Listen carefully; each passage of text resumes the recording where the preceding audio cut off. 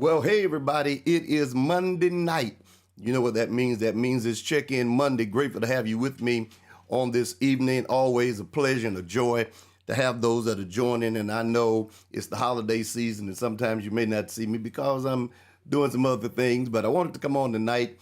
We are coming toward the end of the year, as you can see, and here we are on the 11th. Can you believe that of December?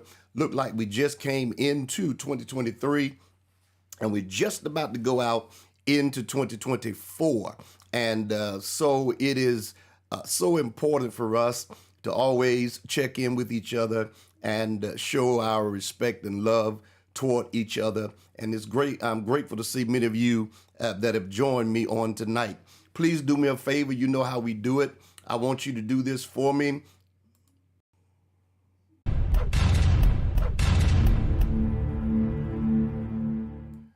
That's right. Like, share, make comments, invite somebody in, share with your followers and those that are connected with you in your community. And just let's come together. I want to have a good conversation tonight. I want to talk to you, discuss something with you as we're in this holiday season.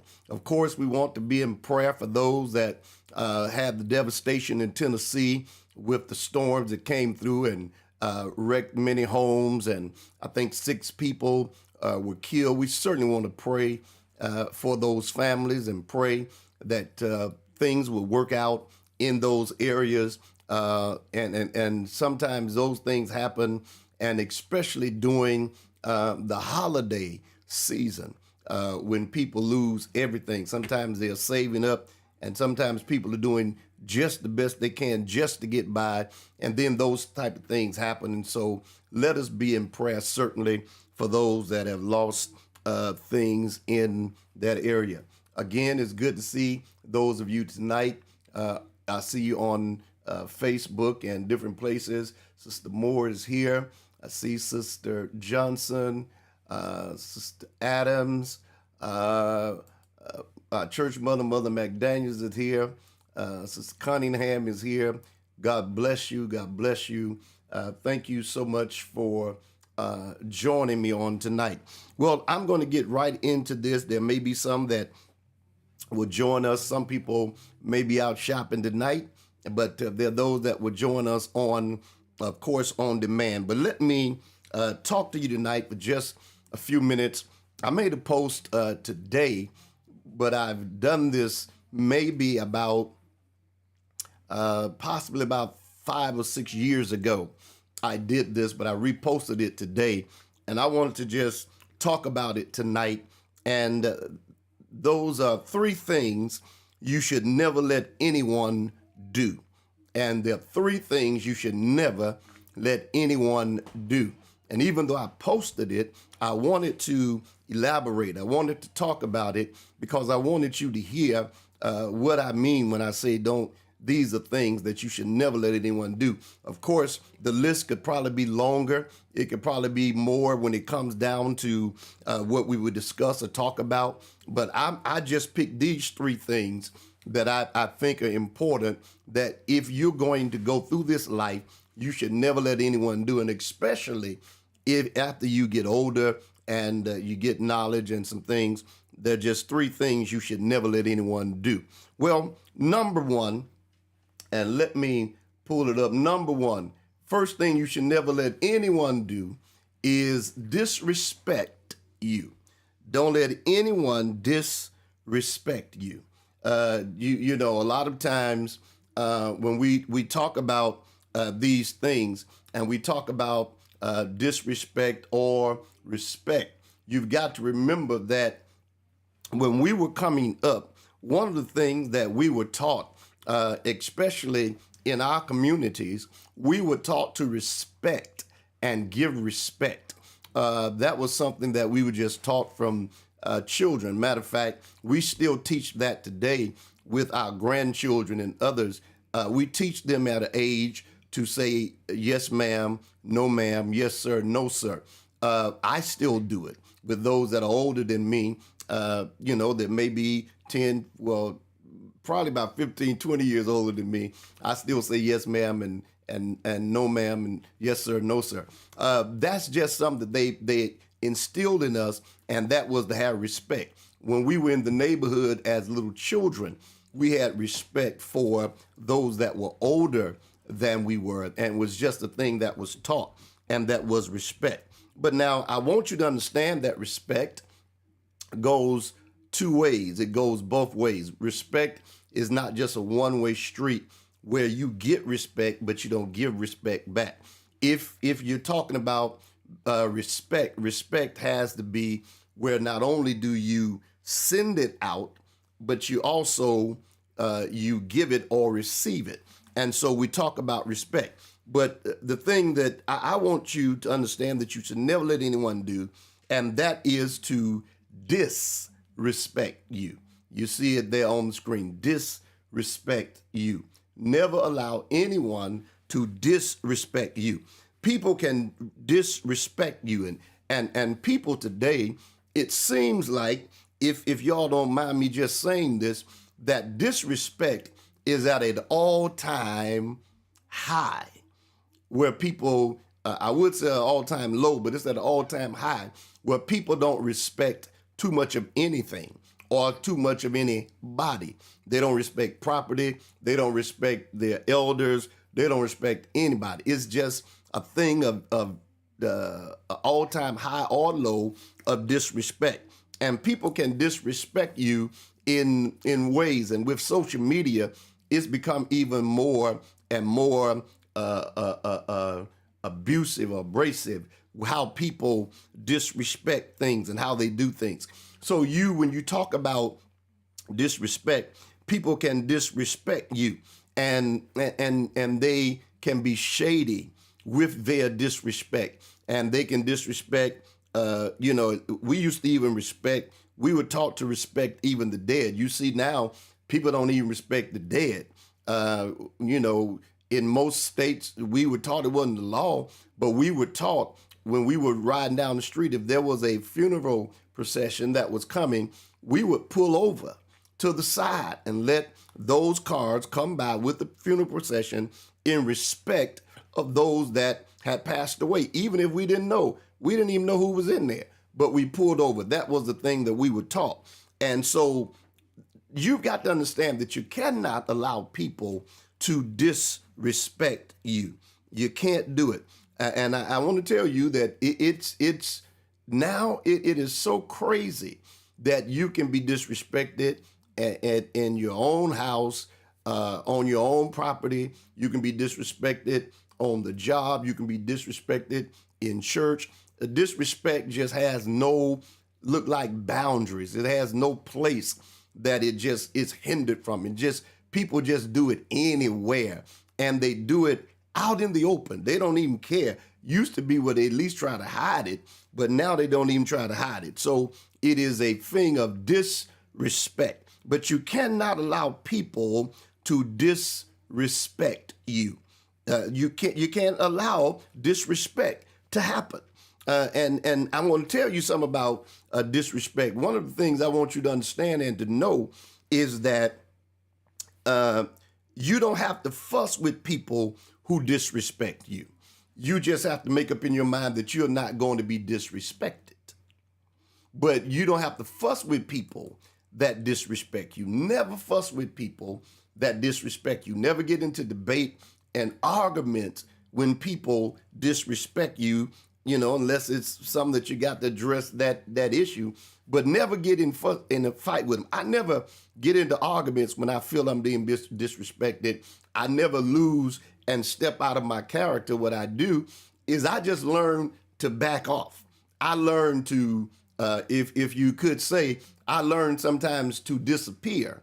And when the proper time, I'll address it, but I'll step back, because sometimes people will make you step out of where you are and do things that you wouldn't normally do, because they have a spirit that they disrespect not only you, but they disrespect anybody.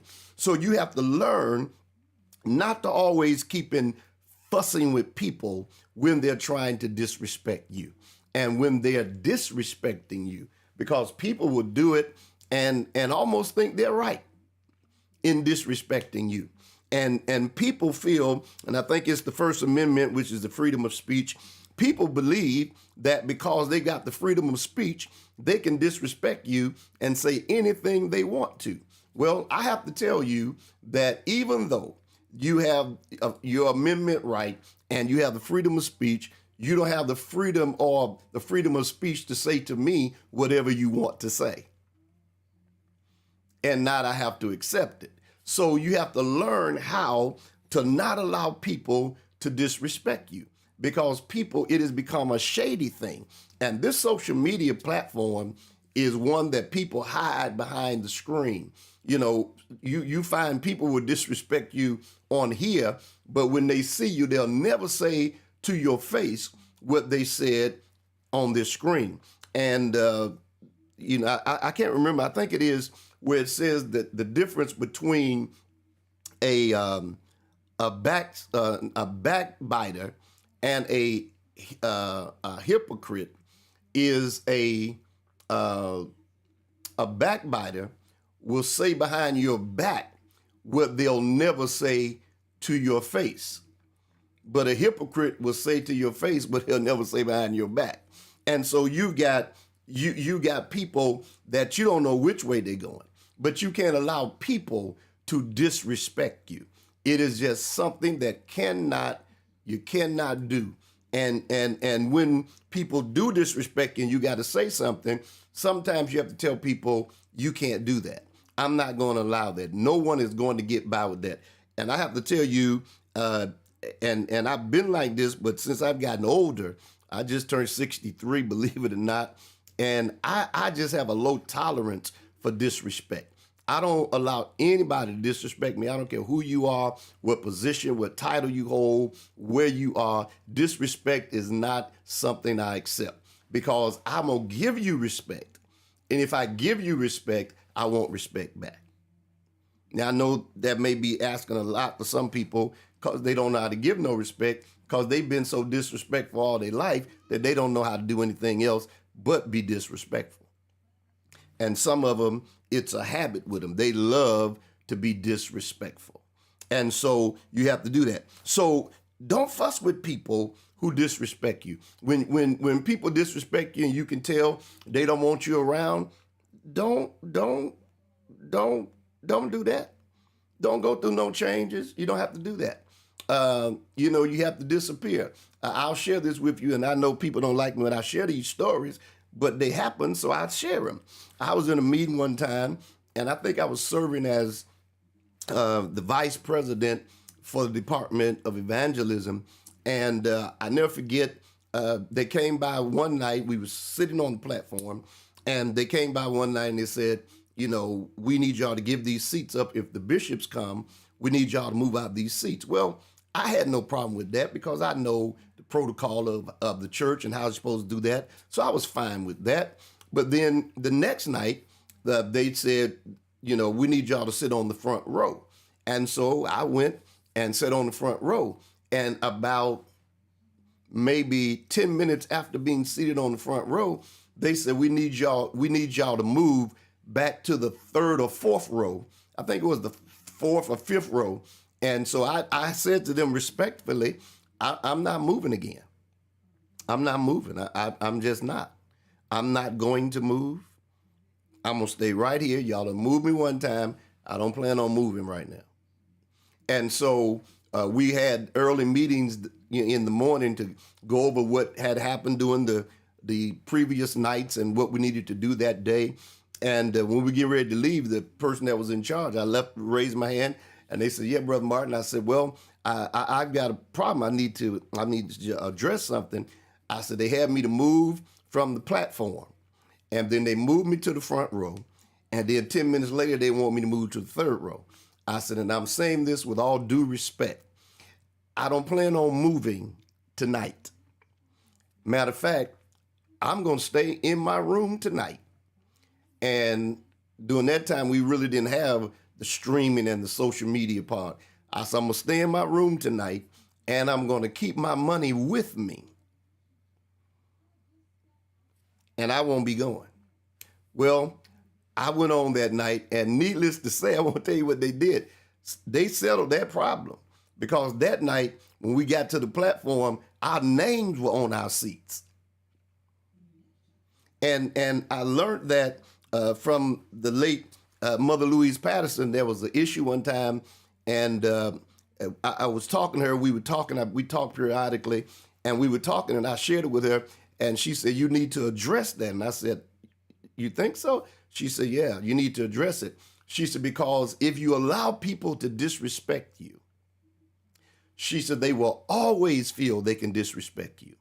They will always feel they can do it. And if you don't say anything, they feel they can do it all the time." And so what happened was I addressed it and they corrected it. And these were words to me. She said, one thing they could say about my husband, which Bishop Patterson had passed at the time, she said they always could say that if they didn't want to respect him, they had to say at least he's a man, because he's not going to let you disrespect him and run over him. And that's where you got to be. You can't allow people to run over you and disrespect you, all right? So that's number one. Number two, out of the three things you can't allow people to do, is you can't allow people to pick your friends, all right? You can't allow people to pick your friends. I know that people, sometimes they get upset and they want to pick your friends for you. And we see that on this social media platform all the time. People come on and do these lives about who y'all shouldn't be associating with and who y'all shouldn't talk to and all of that stuff.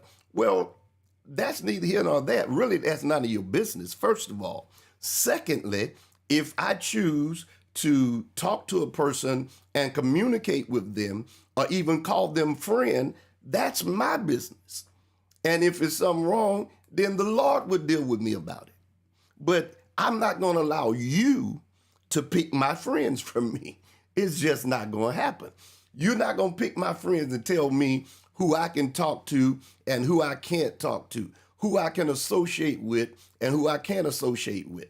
And then people go, well, you shouldn't talk to this one. You shouldn't. And I'm sort of sometimes confused.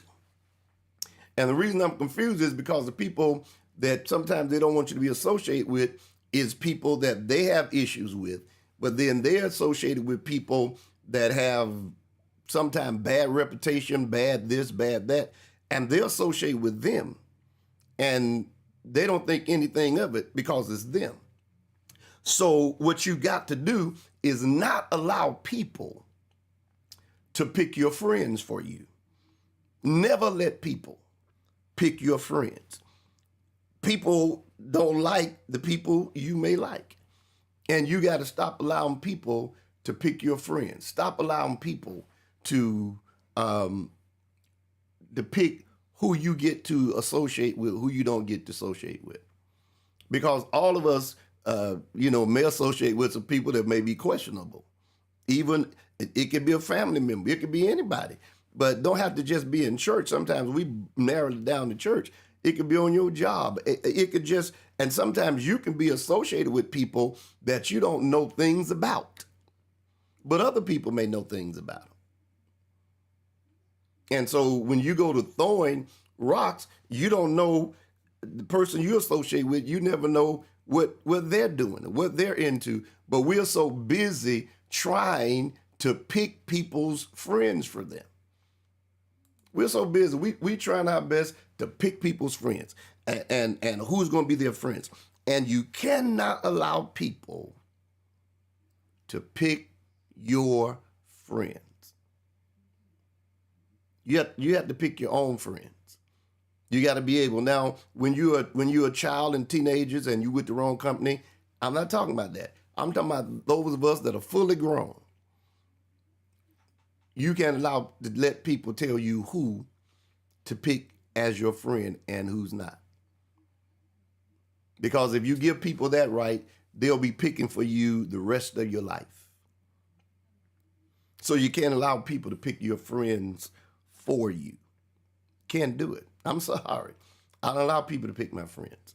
And I have people, I've had people to come to my church that are I guess what you would call celebrities or whatever. And I had people, say, well, they came to your church, they visited your church. Yeah. Well, and this, that, and the other. I said, well, you know, um, I can't stop people from coming to my church. And if they come and they see God and recognize God, how do we expect people to change if they don't come to the change station? We think people are going to change in the street. They got to come where change can be talked about, where change can be put forth in front of them, and they can't change if we don't if we don't do that. And so, a lot of times we into picking people's friends, and then we pick people's friends. And if we don't like a person, if we fall out with a person, we want the other person to fall out with the person we fell out with.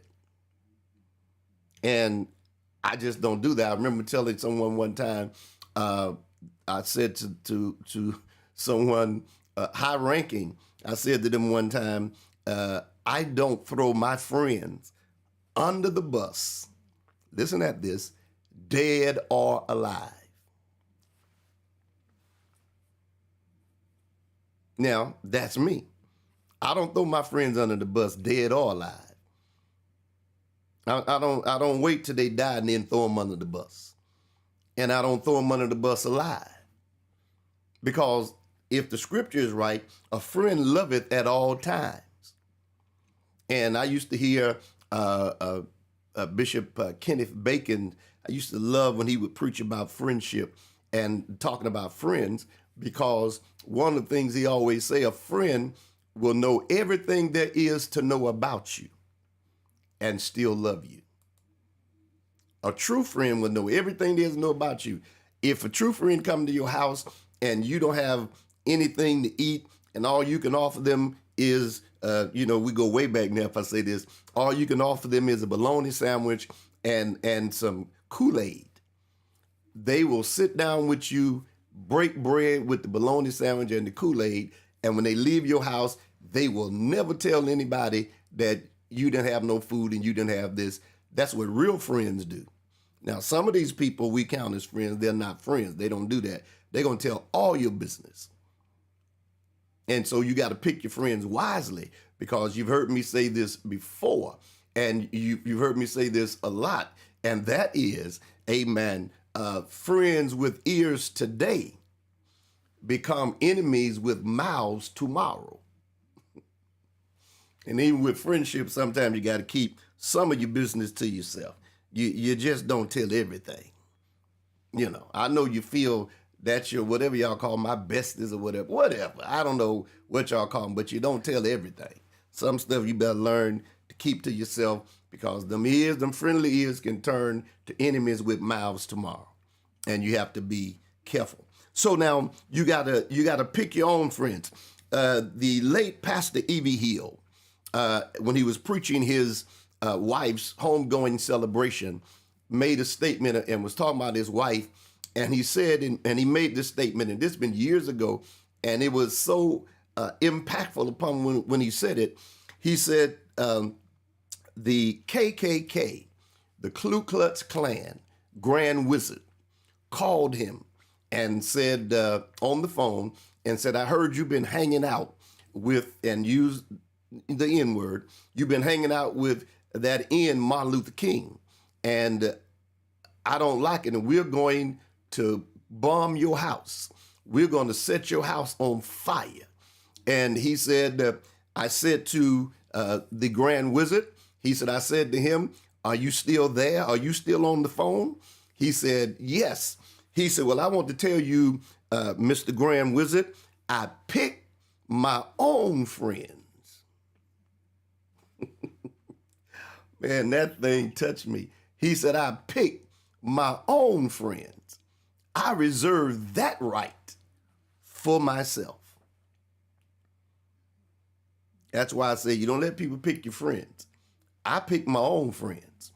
I reserve that right for myself.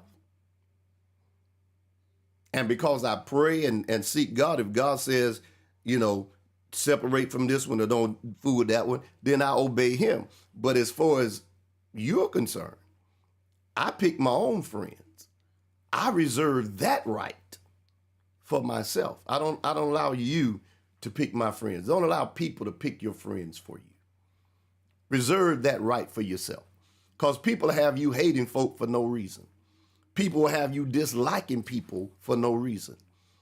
Because they don't like them, they don't want you to like them. Because they won't hang around them, they don't want you to hang around them. How many people have been seduced out of churches and ministries and seduced out of people's lives because somebody told them something and then you found out later it wasn't true, but you had already broke that fellowship. You had already broke that. So then you couldn't go back and straighten it out, but you listened at the wrong people. So don't allow people to pick your friends for you. Reserve that right for yourself. I reserve that right for me. I pick my own friends. I don't get that right to nobody else. I don't get that right to anybody. You don't say to me, you can't talk to this one. No. You can give a suggestion, but I get the right to pick my own friends. I reserve that right for me, not for you. All right? All right. So now let me get on to close this because I can see it. Then here's the last thing, the third thing. And I was moving so quick I forgot. So let me put that up there. And that is pick your own friends. Pick your friends. Pick them. Reserve that right for yourself. Pick your own friends. All right? Then the next one is don't allow people to take away your right to have an opinion. Ooh, boy, this is tight tonight. Don't allow people to take away your right to have an opinion. Okay? Never allow people to take away your right to have an opinion. Okay, I'm gonna say that again because I need somebody to really hear that. Never let people take away your right to have an opinion. All right? Sometimes people like to take away the rights of people, whether it's in church or work, family, the job, the marketplace. You know, people, they want to take away your rights. We see that all the time. They want to take away our rights. Take away your rights. Take away your rights. Hey, Erica, my cousin, I want to take away your rights. Take away your rights. Take away. And people, they just, I don't know what it is with folks. They want to control and take away your rights to have an opinion. They don't want you to have no opinion.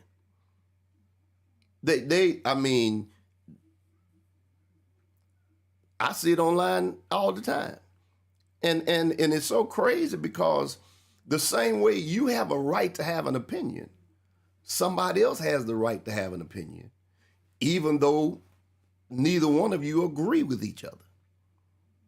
But it doesn't take away from that other person's ability to have the right to have an opinion. Their opinion could be wrong, but at least they have the right to have one.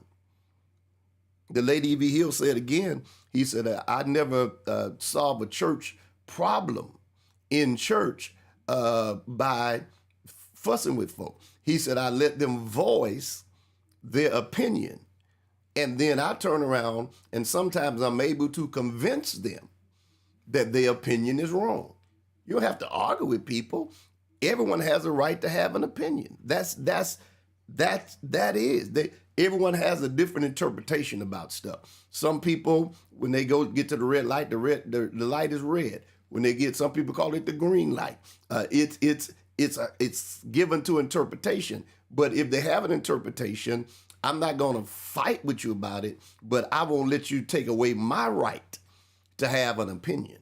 Everyone has the right to have an opinion. And it was the late Bishop Robert Richard Carr said to me in the parking lot of Mason Temple in Memphis, Tennessee. I never forget him saying this to me one day. We were walking through and we ran into each other. And I said, hey, Bishop. He said, hey. I said, all right. He said, Martin, let me share something with you. I said, all right, Bishop. He said, Brother Martin, never let them take away your right to have an opinion. He said, because they will try their best to take away your rights to have an opinion. They don't want you to have an opinion. They want you to think just like they think. And they want their opinion to be your opinion. And he said to me, never let them take away your right to have an opinion. I never forgot that. Never forgot it. And he's dead and gone. He said, never let them take away your right to have an opinion. And then he says, and never let them squash your potential. He said, those are two things that people can't deal with. They'll try to block your potential. And he said, and they'll try to take away your right to have an opinion. And we have to understand that that is something that happens. We see it on this social media platform all the time. Everyone, they're making these long posts about people because they got an opinion. We don't have to agree on everything, but we do have to respect people's right to have an opinion. It may not be what you think or what I think, but that's their right. I've learned, and it took me a minute, but I've learned. I shared with my church. I was reading some online a couple weeks ago, and it some hit me, and I said, okay. And what it was, they were talking about how you shift and how life changes when you get certain ages, and I said that's true. And being that I just turned 63, I don't fuss with people. If somebody says, okay, 2 and 2 is 5. You're right. I agree with you. But it's not 5, it's 4. But you said it's 5. See, what you want to do is pull me into a debate and an argument. And I'm not going to do that. Because some people love confrontation. Matter of fact, some people on these social media things, streets, as I hear them called sometimes, are bullies. They are bullies. And they try to pull you into fights and stuff. That's why sometimes you learn the power of silence on some things. You don't even get into it. And, at the end of the day, you got to remember people have a right to have an opinion.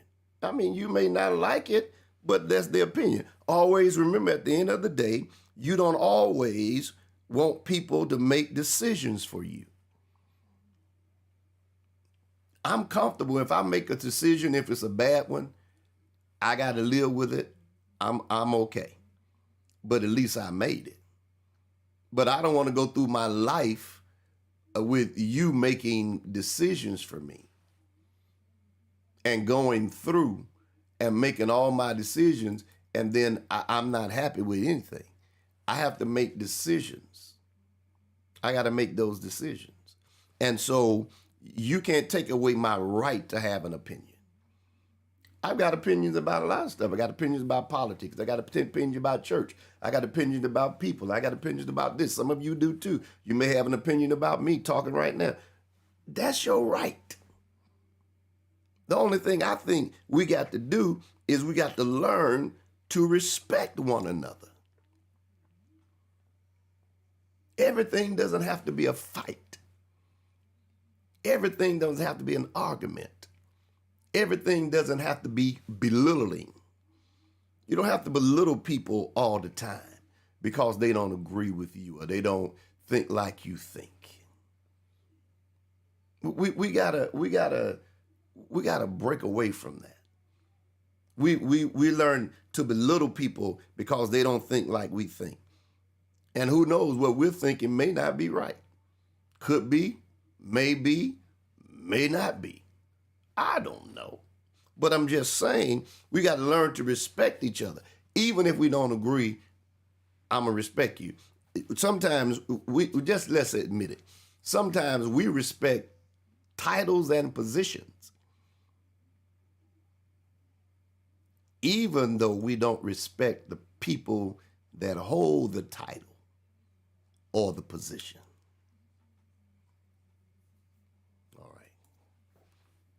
I want you to think about what I just said. Sometimes we respect the person, we respect the title or the position, and not necessarily the person that holds the title or the position. I know that's hard for some people to grasp, but it happens all the time. Just because sometimes you respect the boss because he's the boss. You may not care nothing for him, but he is the boss. You may not care nothing for the person that's over you or whatever you're doing, but you respect their title. You know, when President Trump was in office, we respected his title. You may not like the things he did, but his title said he's the president.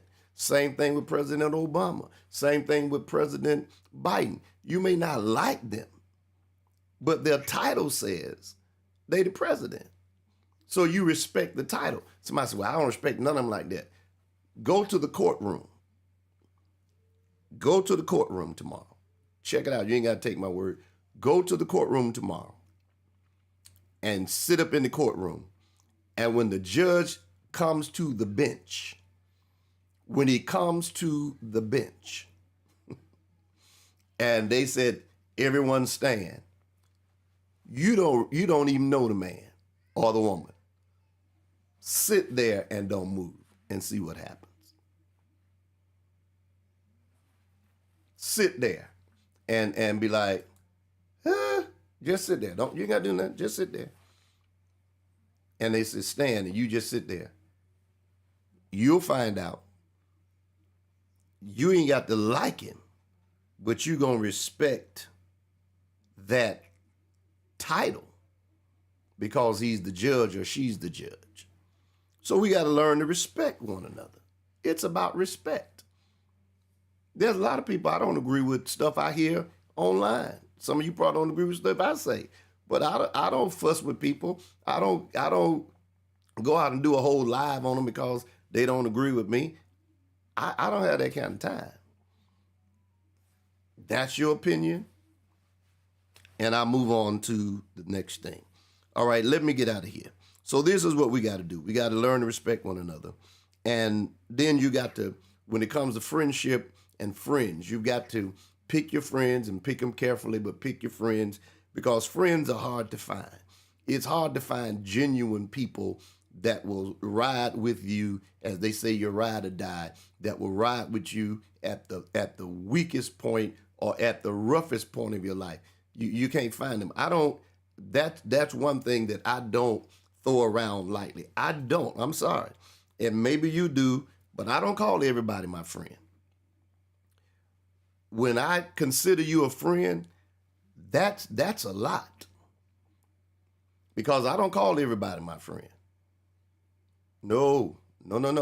I know the scripture says he that have friends must first show himself friendly. So I do that, but I don't call everybody my friend. You don't get to be my friend and you've only known me a month or a day or two. No, we got to, there's some stuff got to go on. When I say that's a friend, then that's heavy stuff. I just don't throw that around loosely. Some of you just, my friend. No. Pick your friends carefully. That's why the right to pick a friend has to be reserved. Because I don't want nobody picking friends for me. Because if I go letting you pick friends for me, when they get upset with you, then they're going to come talk to me about you and all that. So I pick my friends very careful. And then sometimes things that happen and the Lord will let you see those that you thought were your friends. That's why you got to pick them. And then sometimes the Lord will go to weeding them out and he'll let you see they were really not your friend in the first place. Then you're able to go on with life. All right. So the last thing, and I'm done. Again, we may not agree and I may not agree with you, but I will respect your opinion. So what are you saying, Pastor Martin? These three things you never let anybody do. You never let them disrespect you, okay? You never let them pick your friends. All right. You never let them take away your right to have an opinion. These things you never allow them to do. And it could be a whole lot more that goes to this list, but you don't allow them to do that. All right? So don't let people disrespect you. Don't let them pick your friends. Don't let them take away your right to have an opinion. And you'll be fine. As you keep going in life, this will come to you. It may not make sense right now. You'll be like, I don't get it, Pastor Martin. Keep on living. It'll hit you after a while. You'll be like, oh my Lord, he is telling the truth. So always remember those three things. Never let them disrespect you. Never let them pick your friends. And never let them take away your right to have an opinion. I may be wrong in my opinion, but it's mine. And if I really pray and I'm wrong, the Lord will straighten me out if I really want to be straightened out. Or there may be somebody comes along that says, Martin, you're wrong about that. And they explain it, and because I respect them, I may say, you're right. And I have to change my whole thing. Sometimes, we have to be open to hear other sides of things and to see where things are. I'm not talking about something crazy, but I'm just saying, sometimes we can get it wrong. And we have to we got to be like, yeah, I shouldn't have did that. I shouldn't have said that. Sometimes, we pray in the Spirit, that's fine. And we are led by the Holy Ghost, that's great. But I never forget what I heard Jesse Jackson say one time. We got to learn to take common sense to high places. Not only spiritual things, but we got to learn to take common sense to high places. All right. I'm through, y'all. I ain't said nothing else. I'm done. Thank y'all for joining me tonight. Please share this with somebody. Please, put it out there, share it with somebody, let them get a hold to it. Listen, those of you that would want to follow me, look, you can follow me, connect with me. Just text the letters DLM to 833-675-6263. That's 833-675-6263 to DLM. You can follow me. And during this time, we're losing a lot of loved ones. If you haven't got your book, get your book, Help. I'm grieving, dealing with the process. Lord, I don't understand. No one grieves the same way, learning to adjust. Give yourself time to grieve and heal. You can order it on my website at dlmartin.org, or you can go to Amazon and order it for $14.95.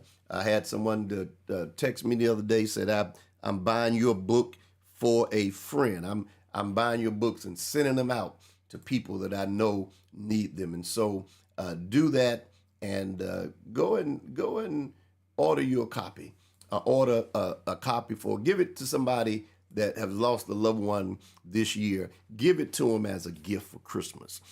You'll be surprised what a blessing it will be as you sharing it with them. And so I want you to do that and go get your copy. All right. Well, the Lord bless you, and the Lord keep you. And thank you so much for joining. I pray that you will have a great week this week. Pray that the Lord will bless you in a tremendous way. Thank you for joining. We've been riding this Monday, check-in Monday for a while. Some of you have been hanging. Thank you for being here. Thank you for being a part. And thank you for sharing. Of course, you see my Cash App. Some of you send me a Cash App. I'm like, thank you so much.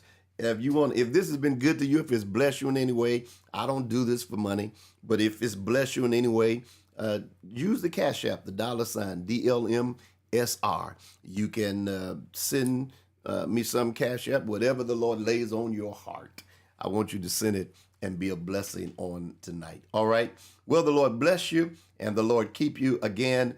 Thank you so much for joining me. I pray that all of them, I pray that all of God's choice blessings will be yours.